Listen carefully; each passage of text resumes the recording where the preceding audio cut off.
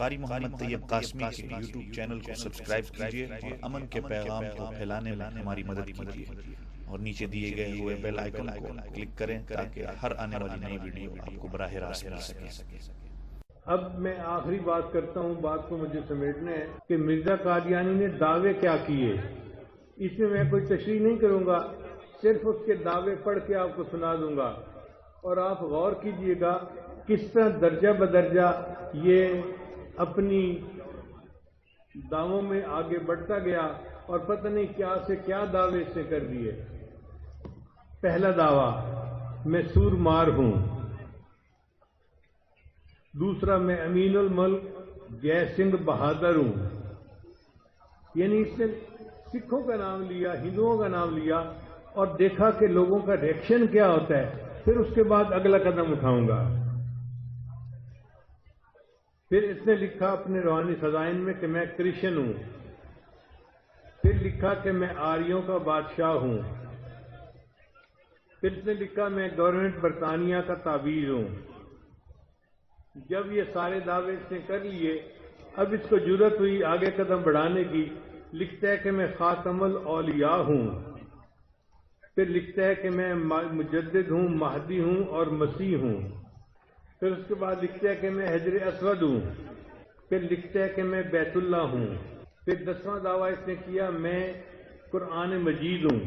پھر 11واں دعویٰ کیا میں میکائیل ہوں۔ پھر کہتا ہے کہ میں زندہ علی ہوں۔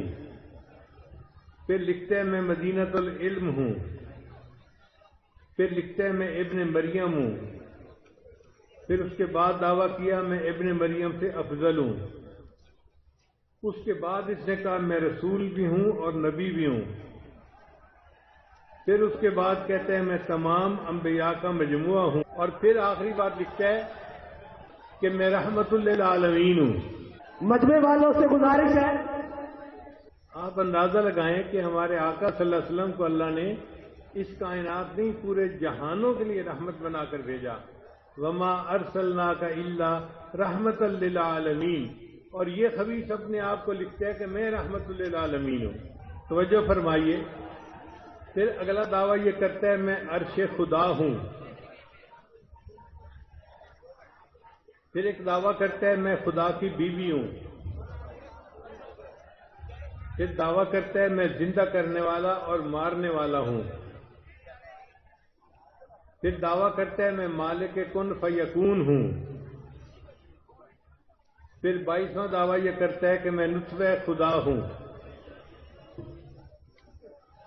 اور 23واں دعویٰ یہ کرتا ہے کہ میں خود خدا ہوں۔